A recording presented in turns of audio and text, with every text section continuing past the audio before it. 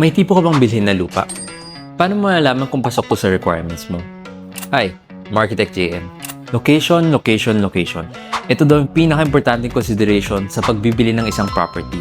Pero, pag-usapan naman natin yung susunod na importante din, yung layout. Una sa lahat is orientation and shape. Dito natin malalaman kung saan yung sun path at prevailing winds. Importante ito para maaliwalas ang pagkakagawa ng sa design. Malalaman din natin ang maximum building footprint and volume based on site restrictions like setback and firewalls. Pangalawa, utilities, access at road frontage. Kailangan natin i-consider kung malapad ang frontage para sa parking entrance, nasaan yung service entrance ng utilities, nakakasagabal ba to sa frontage natin, makakapasok ba ang truck natin for material deliveries. Pangatlo, ang topography and drainage. Pababa ba ang lupa natin? Bumabaha ba dito kapag umuulan?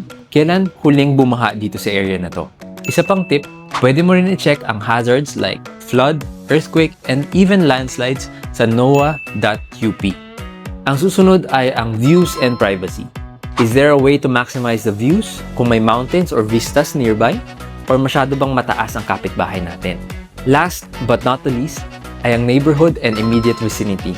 May look ba dapat na sinusundan ang bahay natin? May mga areas ba na maingay o mabaho like creeks or esteros? Maganda kung sa simula pa lang ng pagbili ng lupa o bago magpatayo ng bahay ay makonsider na lahat ng itong mga to. Understand your site so that we can live harmoniously with the environment outside your home. For more tips about architecture and construction, please follow our page, Architect JM De Jesus.